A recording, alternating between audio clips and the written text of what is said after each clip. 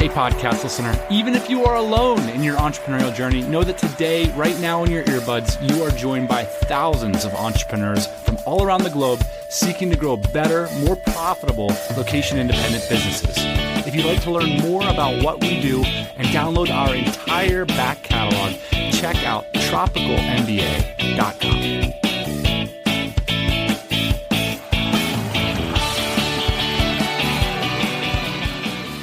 Hey, yo, welcome back to the pod, and I want to welcome you to a special new format for today's episode. I want to hear what you think about this one. Today's format comes from two places. Number one, if you heard a few weeks back, I've just been disappointed by the business books, the new business books I've been reading. I really wanted to up my game last year, and I bought a bunch of books, and it's like, man, a lot of these books just aren't delivering for me. And two, a really cool podcast I've been listening to that's inspired me to take a trip down memory lane with the boss man, take a look at some of the ideas that we still use on a daily basis in our business. So the show that got me thinking about this is made by Bill Simmons' company, The Ringer. It's called the Re-Watchables. So you should check out this pod. Every week they basically pull up a legendary film like The Godfather or Jaws, and they discuss why these movies made such an impact and what parts have aged the best and aged the worst, and they also analyze them across a broad range of categories. I thought this would work great for business people. In fact, it's not just an entertainment thing. These ideas are actually changing the way we run our business. So I thought it would be cool to do this for some books that we feel are classics and have stood the test of time in the business space. So as a hat tip to the folks over at The Ringer, we are going to call this new occasional series the Re-Readables. I got to say, we really had a blast with this first one. I hope you enjoy it. Let us know what you think of this format. Let us know what you'd like us to reread in the future. These episodes are designed to be a summary of the work and the ideas that have aged the best. For those of you who haven't read the book, this can serve as like a TLDR, too long didn't read summarization of the key ideas. For those of you that are fans and implementers of these ideas, follow along with us as we revisit these classic works. Today's episode is all about the concept of stress-free productivity, empowering you to get the most done on a day-to-day basis in your team. If you haven't read today's book, I promise you this book is going to be a game changer. Let's roll it.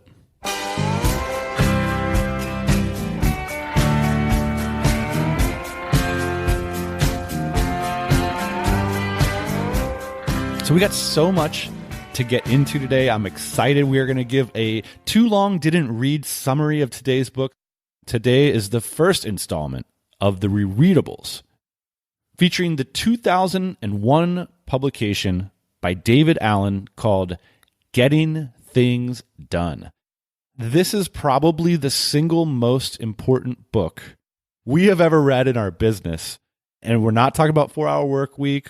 We're not talking about Ultimate Sales Machine. We're not talking about Linchpin by Seth Godin. We're talking about Getting Things Done. Why is this book the one that I pointed to so many years ago? We're going to dive back into it today and see if that's still the case. By the way, Dan, by the book cover and Mr. David Allen's attire, you can definitely tell this is late 90s, early 2000. We'll get into that in the what's aged the worst category, boss man. So Getting Things Done has become such a classic, Ian, that we don't even say Getting Things Done anymore. We say GTD. It's become a system. It's become a movement. It's been put into our culture. In fact, we say things on a daily basis in our businesses and in the sort of lifestyle business, remote work space that are GTD terms that people might not be aware of.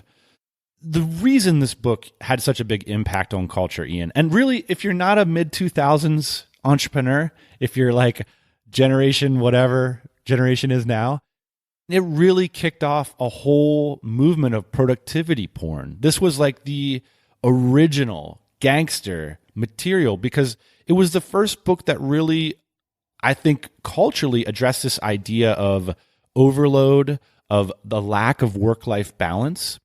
And it was the first book really written for knowledge workers. Yeah, I was going to say, I think it was really like the first book for information workers or knowledge workers specifically.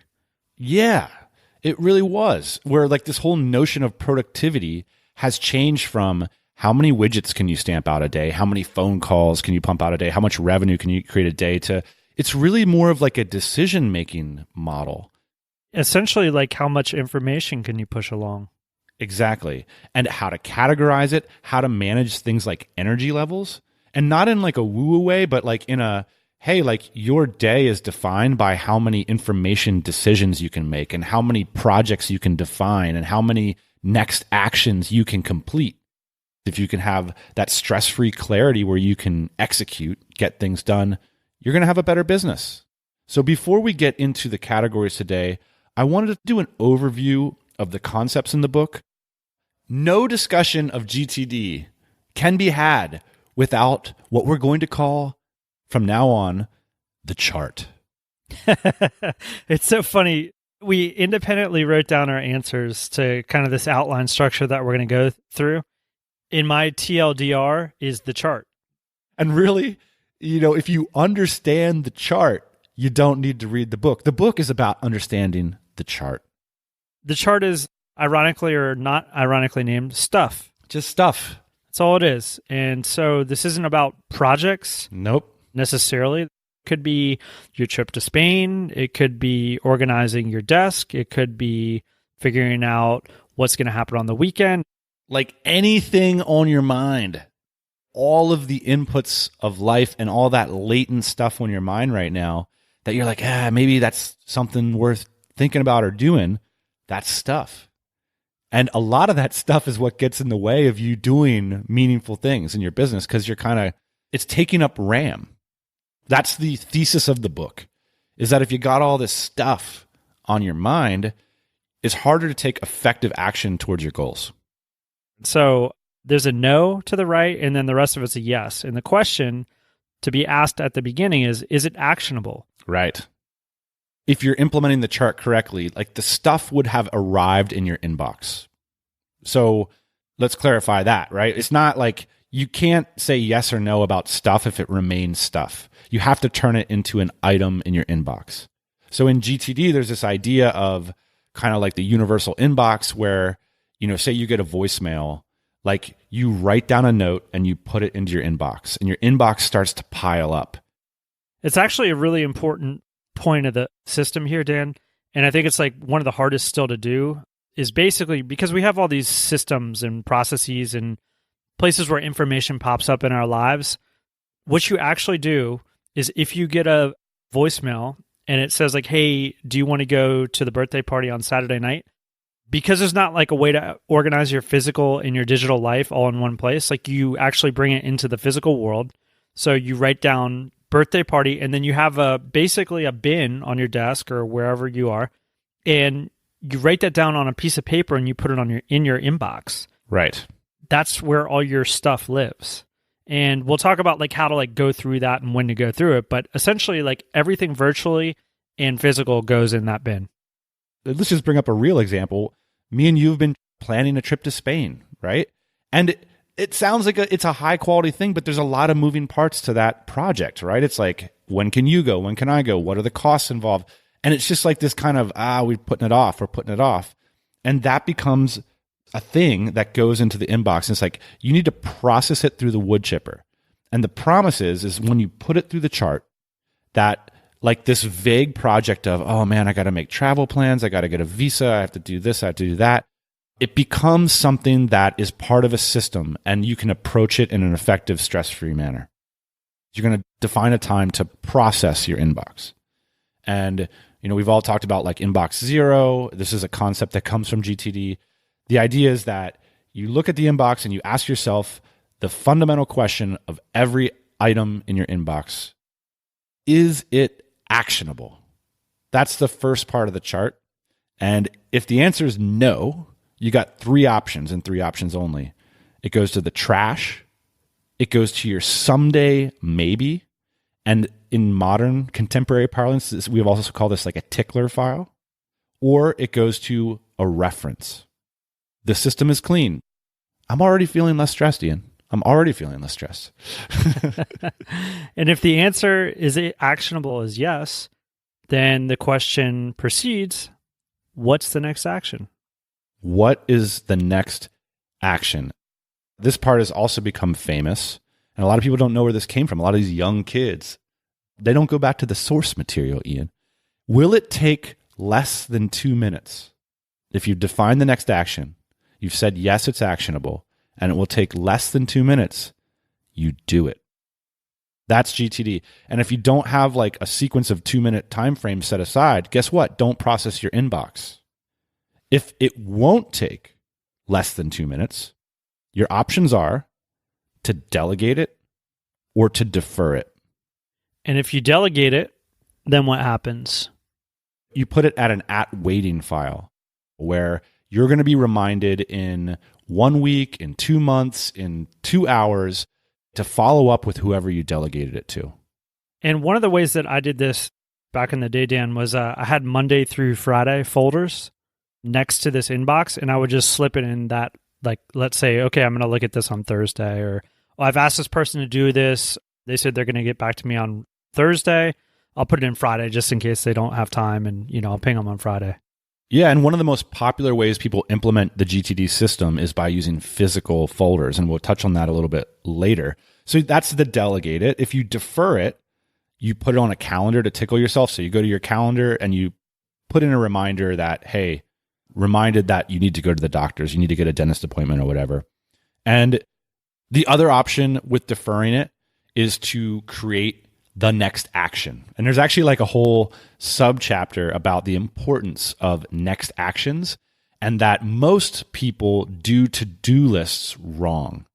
That if you just put in like plan trip to Spain on your to-do list, you're not going to do it like as effectively as what is the actual next physical action that you or somebody else can do.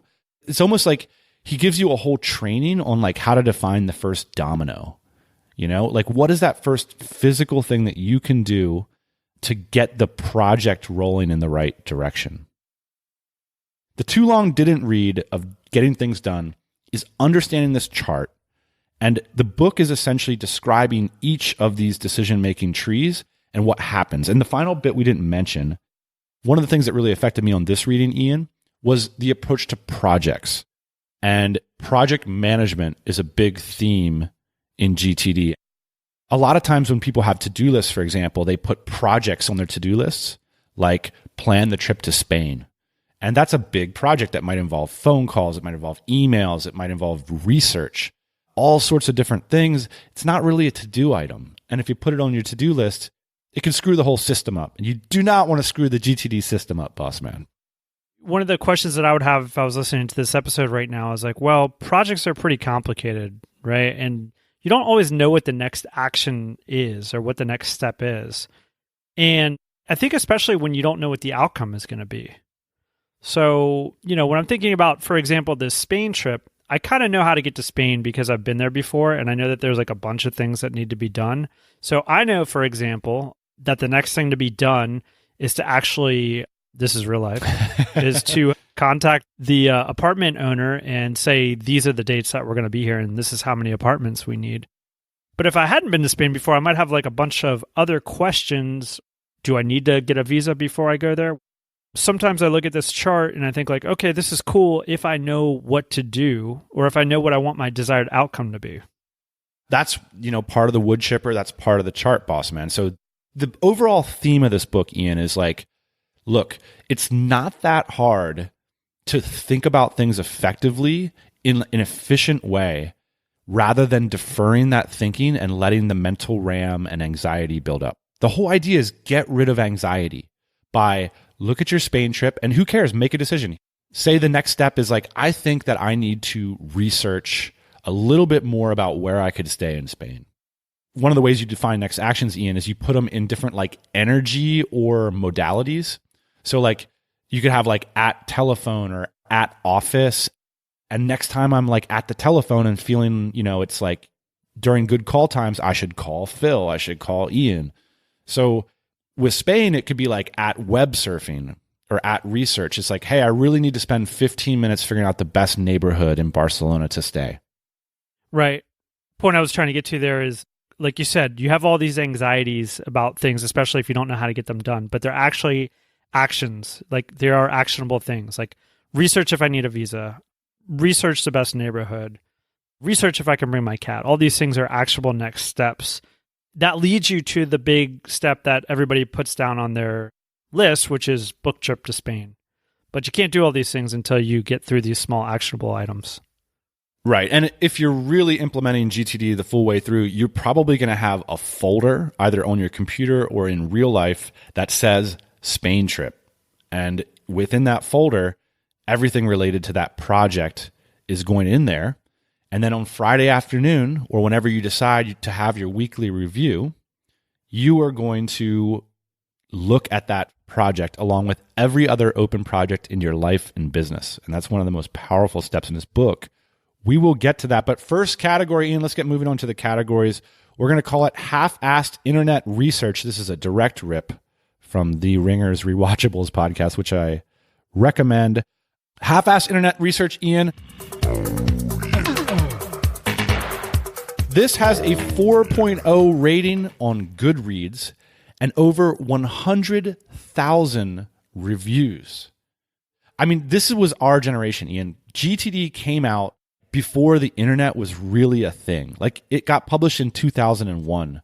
The internet was really starting to like seep into the office. We were still sending faxes in 2001, you know? So this was like really a generationally important book. And that's part of the reason we're making it our first Re-Readable. In fact, it coincided with the rise of personal blogs. And the amount of blogs that were inspired by GTD is incredible. There was whole communities and ecosystems focused on implementing the ideas in this book alone. I remember people actually developed pieces of software around this book as well. I even use one today. It's called Boomerang. I think so one of the things about half-assed internet research is terms in the cultural currency, Ian, like things like email pause, inbox zero, the 2-minute rule. These things are all like from practitioners of GTD. They all came from this book. So this book was just hugely important. Speaking of half-assed internet research, Dan, I just want to let everybody know this is really important. As I mentioned, the version that we read, David Allen is on the front cover in a suit, a tie, a jacket, and like his collar is very late 90s, and so are his glasses. You can tell. Come on, man. It was just like kind of the style back then. Why you got to be so hard on David Allen, man? David Allen is one of the stars of this book. Here is the good news. There's an all-new updated edition where he has unbuttoned the top button of his shirt, and he is no longer wearing a tie, and his collar is appropriately tucked in his jacket as it would be today. One more thing, the half-assed internet research. I'll tell you what, David Allen has changed his ways. He adapted to the time. He's as adaptable as his system, boss man. You know, David Allen built an enormously profitable business off the back of this book. He's had high-level clients. This is a book that was influential, not just in terms of its reach, but in terms of its depth.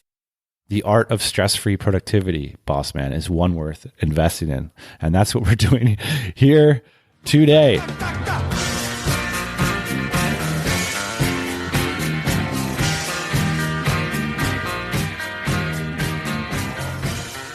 So the first category, boss man, and we're going to do this sort of like an award show, is the best idea in the book.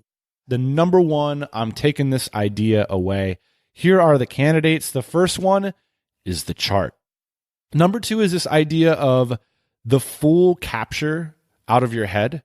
So this idea in GTD that is, I think for a lot of people, a tough one to take, which is there's no idea that's too small to write down and put into your inbox. Oh, I think I got to pick up some more paper towels, put it in the inbox. Like anything that's on your mind about a project or a thing that you need to get done goes out of your head onto a capture system and into your inbox to go through the chart. The third candidate is the weekly review. This is another similar idea of in the digital age, you think, oh, there's so many things going on. How could I possibly get to everything? And GTD essentially says, Ian, over and over, you're getting to everything. You need to have a system that's comprehensive, that's not leaky. And part of that system is this idea that you sit down once a week for however long it takes you, and you ping every open project in your life. That Spain trip, so long until you go on the trip, every Friday afternoon you review it. Where is it at? What's the next action? Who's in charge of it? Is it actionable? What should I do? Next. And this, to me, is one of the enduring legacies of this book. When I first read the book, Ian, me and a small team were managing, I would say, somewhere between 60 and 90 open projects. Like, there's 60 customers out there at differing levels of dissatisfaction with what we were doing, right? Like, I mean, it was a high level of stress. And we actually considered hiring somebody simply to manage all of these projects. And by reading GTD, we processed all of the projects into a physical folder. You know, at least from my perspective, I was trying to avoid the pain of being chewed out. So we were contract manufacturers. I mean, really, that was my motivation. These customers were mean to us, and they were really pissed when we didn't deliver on time. So these 60 like vague kind of angry clients or whatever, potentially angry clients, became 60 manila folders. And every single manila folder on a Friday afternoon would get touched. In my life, in my business, it prevented me from hiring somebody. And it really did allow me to walk out of the office on Friday afternoon saying, you know what? I got an action plan for every single open project. And I know on Monday morning what I'm going to be doing. And it really was a game changer for me. So that was a big idea in the book. And final candidate for the best idea in the book is the processing inbox guidelines. This idea that I don't think was really in cultural currency. I mean, correct me if I'm wrong out there.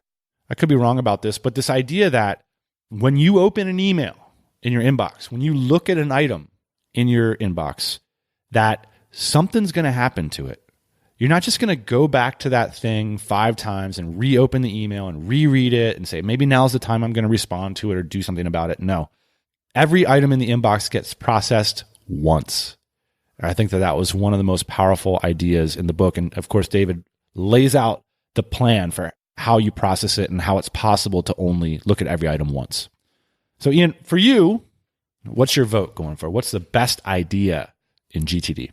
Well, I'll tell you, I have 2. This is our first episode, man, and you're already breaking the rules, man. I Hold can't on a believe second. it. We've got so much overlap here. By the way, I think there was only like 3 best ideas in the book because it wasn't that like wide of a book. I mean, it was very focused. It was like the chart and these 2 or 3 things. So number 1, close the open loops. Open loops are what cause, for me, and I think a lot of people, the most anxiety. So I just delete most of my emails, believe it or not, because they're not actionable for me. They don't make any difference to my life. They cause anxiety, delete. One of the cool things about the chart is you realize the implications. If you answer the question, is it actionable? Yes. Like, in other words, if you don't delete the email, you see the downstream effects of that. Oh, yeah. It's going to become a thing. And it makes it easier, actually, just to say no, which is what I think a lot of listeners of this show need to do more of. The other thing that I'll pull out in terms of best ideas in this book, and he doesn't go like super deep on this, but I think this is worth some exploration, which is defining purpose and principles. So in defining purpose, one asks the question, why? Another book maybe we'll talk about on the show at some point is Simon Sinek, Start with the Why. Another classic. Yeah. I think that's important because, these are to-dos. Like, these are all things that I've opted into, but at some point, maybe you have too many yeses, or maybe you have too many projects. And then so you have to start asking yourself, like, why? Why am I doing this? Why am I pushing around 60 projects at a time? I think at some point you asked yourself that question, Dan, and then you ended up quitting. So David really lays out for us a system, how to deal with all these things that we say yes to, but at some point, you need to ask yourself why. Yeah, David actually says, you can't ask why enough times. One of the things I think why GTD has endured so well, Ian, is like the polarity of the concepts in the book. It's both like super rigid and super flexible. It's both like the highest level question of what you want to do with your life and how to read an email in your inbox. The book doesn't exist in the middle. It's all about the polarities. I think that's one of the reasons this book remains useful and read today. So my vote's going to be, I got to vote for the chart. The chart's the best idea in the book. I'm going to go with the chart.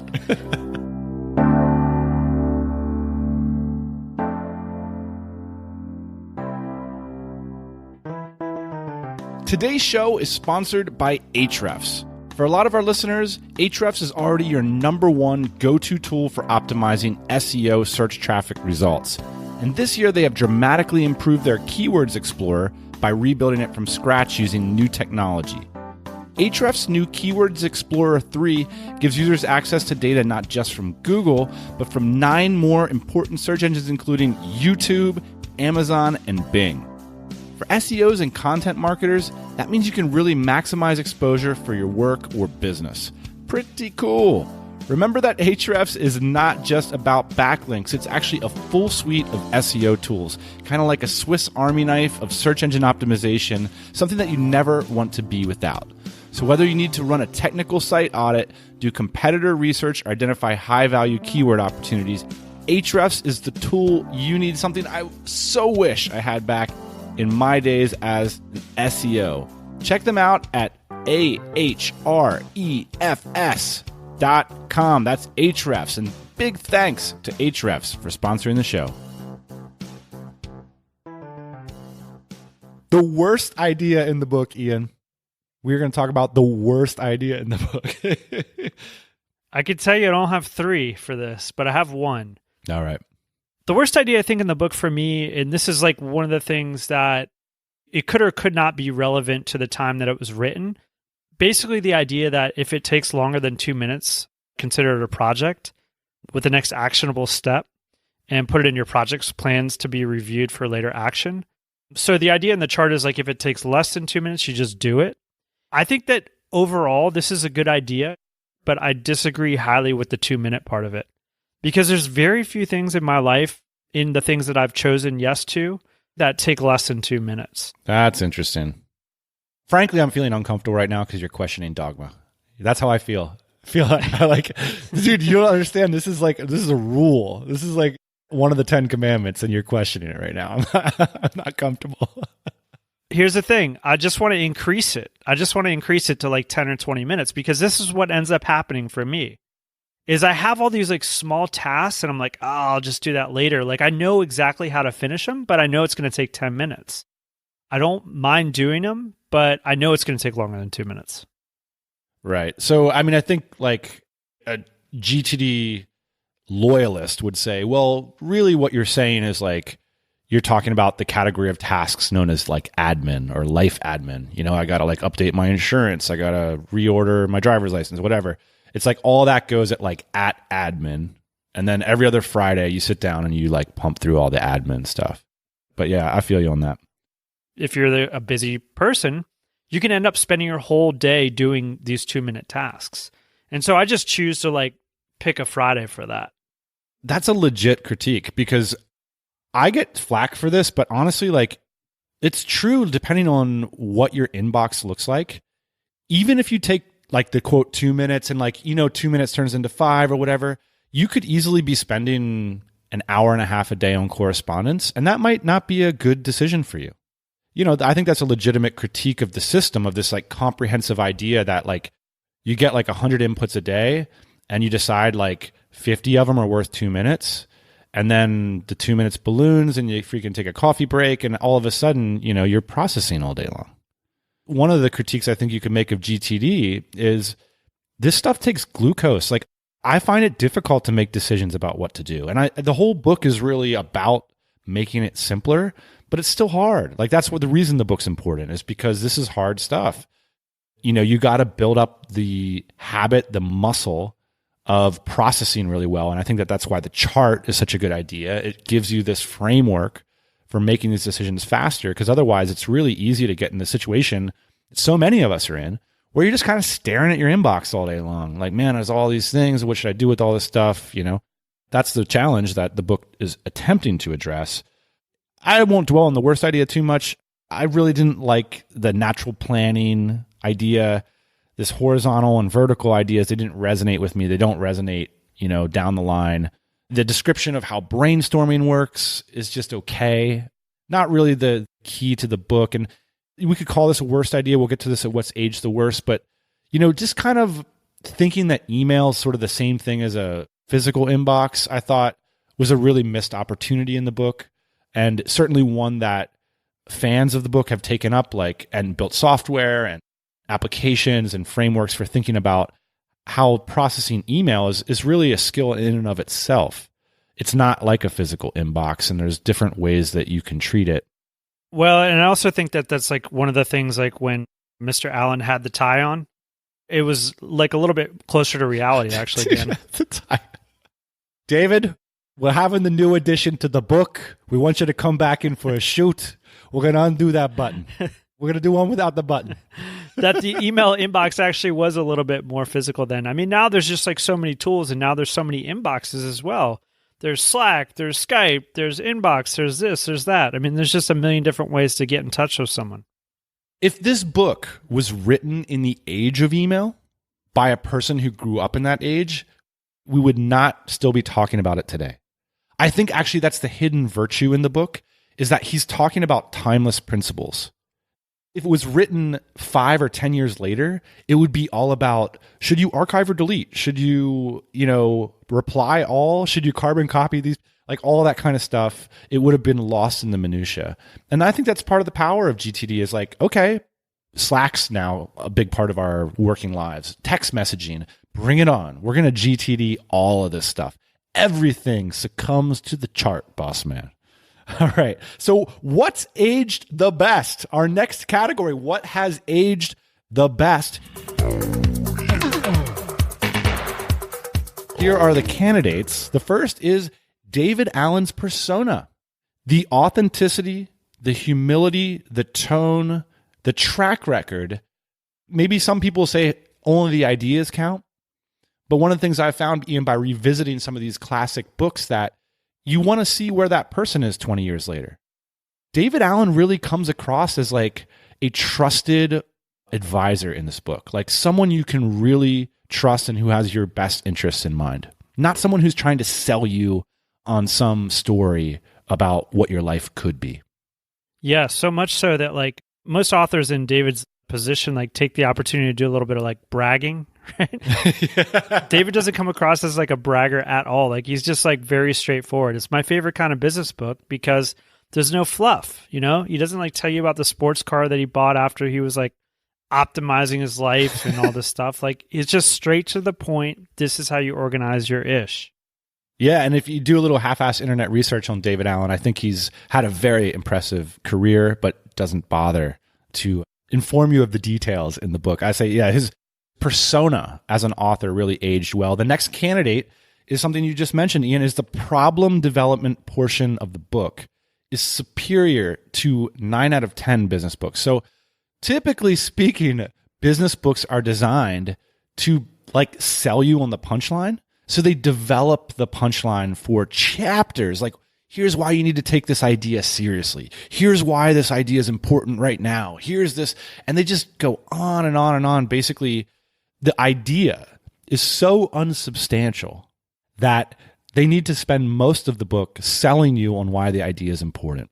And GTD does none of this. Basically, the book opens and David Allen's look, work no longer has clear boundaries. I know you got a lot on your mind. And I know your life would be better if, number one, you had less anxiety about your work. And number two, you had more clarity on what you need to get done. You're just yeah, I'm in. I'm good. I'm with you, David Allen. Take me on this magical journey. Show me your chart. Yeah. There's not a lot of fluff in this book. If anything, it's a little bit more the opposite. There's a whole chapter about the nuances of projects, so you can kind of nerd out in the book.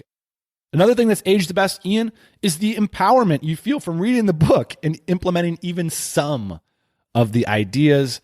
I remember the first time I read GTD, Ian, I read it with a team member, and it was exciting. We sat down, we do this process he talks about in the book where he says it takes a couple days or 6 hours or whatever. It's kind of hard to imagine in today's digital age where things move around so fast, spending 2 days to basically inventory everything in your life and put it through the chart, put it through the wood chipper.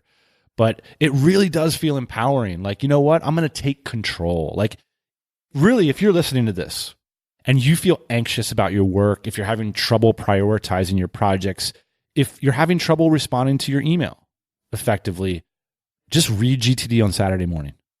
I got David Allen on my side now. Like, I'm going to go get this. I think, Dan, for me, the fundamental idea of that is that tasks can be broken down into next actions. So it's just that simple. Like these big, ugly tasks that we're avoiding, that we're putting off, we just break them up into little pieces and we prioritize them and we're able to digest them a little piece at a time. It's not like putting a whole steak in your mouth. Final thing that's aged the best is the buffet of tips versus the whole enchilada, which is, again, another polarity in this book, which is you can read GTD and just implement 1 or 2 tips, like say, for example, inbox 0, like only processing once, or the 2-minute rule, or creating next actions instead of projects on to-do lists. You can just take one idea from the book, and it would certainly pay for the book, but might just make your life a whole lot better. Because again, we're doing this stuff every day for hours. But on the other hand, you could become like a GTD loyalist and have the whole enchilada. You can put everything in your life into a system and you could be that person that everybody else mocks because you're so hyper organized. I can't wait to get to that. All right. So what's aged the best for me, Ian, is David Allen's persona. I love that this guy, tie or not, is still rocking it 20 years later. It's still just as relevant. All right. So what's aged the worst? You'd expect a lot of things in a productivity book not to age so well, just because the tools have changed. So that's my first thing. I would say that a full capture inbox in today's world, this idea of the universal one place where all those papers, voicemails go, is tougher in today's world where legitimate business stuff and life stuff comes through so many different channels. So I just wrote down a few. Like, a lot of people use Instagram for business. Ian, my sister, does. Facebook, Slack, notes, email, voicemail, Viber, Line. There's just so many different ways that things can get their way into your inbox that I really think the book could have done more, especially in the second edition, to talk about what a multivariate inbox does. And he even touches on it at one point where he basically says, yeah, like you shouldn't move your email into like your universal inbox because email has different properties. So basically his point is like, hey, have your inbox and then have your email inbox. So he already sort of suggests this like bicameral approach, but to me it follows almost immediately. It's like, okay, well, what do I do about Facebook? Or what do I do about, XYZ? For me, when you're talking about this, like I think that there's always actions to be done on Facebook. It's not just sit on Facebook. It's like post my new design on Facebook. And that's actually an action that goes into my folder that I pull out on Thursday, and then I walk over to the computer and I do it. So I don't think for me, that's not so much of an issue is that you have all these inputs necessarily if you can figure out a way to categorize them. But what I will say is maybe you should just have less things, less Instagrams, less Facebooks, less inboxes, less Slacks, because I think ultimately we kind of use these tools because they're novel, they're helpful in a way. They solve a unique problem, but maybe not a big problem. But we're using all these tools, but I think in actuality, it's Dan, it's like the 80-20, right? 80% of the work is getting done in the inbox or on the phone. And then 20% of it's happening on Instagram or Facebook or something like that. So maybe just hire somebody, take care of that Instagram and Facebook. You focus on the important things. Well, that's a good point. And maybe the fact that inbox processing one at a time into 0 will become a priority for you. You might actually cut down on the number of inboxes you have. So I like that. Another thing that's aged the worst is, this is a big one for me. I mean, he has a whole section, Ian, about he makes you visualize walking through your home office and your garage and your house and your office and all this stuff and inventorying all these to-do items. And I can appreciate that. But for me, it's that's not why people are reading this book, And he has this insistence that the setup of your home office is important. And I do think there's wisdom in that. I appreciate David Allen's wisdom. He's basically hey, clean desk, good results kind of thing. But the reality is that a lot of people don't have desks anymore, and that the desktop virtually has replaced these things. And I think for the book not to acknowledge that and insist on an old school approach just misses the boat. It hasn't aged well, because the reality is like people aren't going to live their lives. They're not going to be software developers. They're not going to work for remote companies and carry around 60 manila folders. And they're not going to like wait until they get back into their home office to like process their inbox at like their big leather chair or whatever. That's just not the future of work. And I feel like the book's insistence that those things still exist misses the boat. And a more contemporary book would address the virtual desktop and what its potential is for the GTD system. The insistence of filing things, I thought, was also out of date. It didn't age well. Like this idea that even acknowledges in the updated edition that like, yeah, you can like search Gmail and Slack, but like what you really want to do is like print stuff out and put it into a research folder. It's this very like old school insistence on having like this systematic approach to like research, reading, and reviewing. It just, to me, it read as old school. Like we're just not going to do that anymore. There's too much information. Dan, I want to make a what's age the worst 20 years from now. Is that okay? Yeah. So I'm going to make a prediction. In 20 years, something's going to be off, but it's not off right now. Yes, correct. Okay, got it. So I think what's going to be off 20 years from now is that it's still as cool as it is today to be so busy. Oh. And we're already starting to see this, like, and I'm already starting to feel this, which is it's not that cool to be busy, man. It doesn't feel good. In fact, I think it's like an anxiety-inducing exercise to be super busy. And I think in the past, when I look at my life, the ways that I stayed busy and the reasons why I stayed so busy all the time was to like combat anxiety. The anxiety of being still, the anxiety of staying home by myself, the anxiety of not talking to anybody for a day, right? Like we try and like fill all this space so we're not alone. We're always busy. I don't think that in David Allen's book, he's proposing to stay busy, but I think in the age of the information worker, we are constantly like pushing around information, and there's like endless amounts of information to push around. And therefore we can go on endless platforms and we can essentially stay busy forever, categorizing, organizing, planning, scheduling, all this stuff. I think 20 years from now, it's going to be super cool to have like no plans. I disagree with that, but I see your point. I would just say it a little bit differently. Like, look, you know, you say being busy is not cool, but you know what is cool, boss man? Getting things done. You got to get things done if you want to be successful, right? What's not cool is being reactionary to all of the inputs in your life. Like you go onto a social media and you're like, oh, I should do this, vaguely thinking I should do stuff. Go to a meeting with your colleagues and they're talking about this big new thing. It's like, oh my gosh, I can't even do what my boss wants me to do. Now there's this big new project. And you're just this ball of anxiety. That's not cool. That's what's going to age well about this book is the people who are succeed are the people who look at all this shiz, all this anxiety, all these things that they think they should kind of do. And they ask the big question, why? You know, why do I want to succeed in my career? Why do I want to grow a business? And then they say, those things are indeed important to me, so much so that I'm going to implement this system and I'm going to get shit done. That's cool. That's different than busyness, which is like this reactionary thing. It's being proactive. Final category, boss man.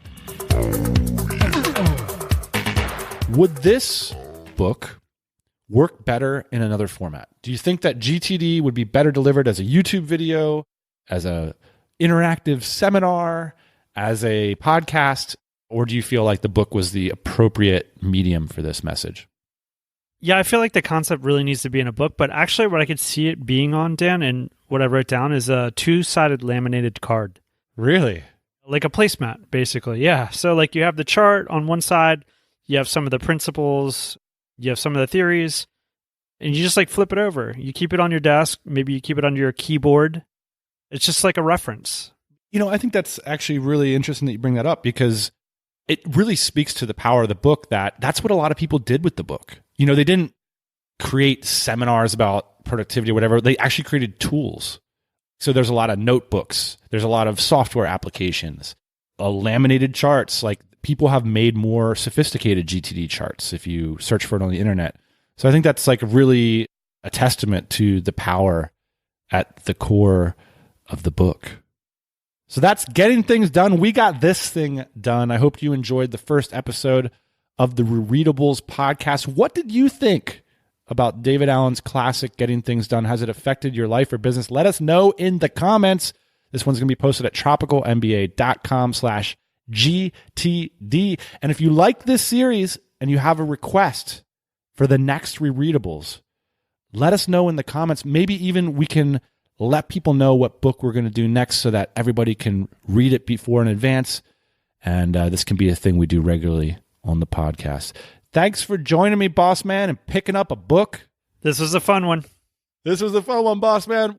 Thanks, everyone, for listening. We'll be back next Thursday morning, 8 a.m. Eastern Standard Time.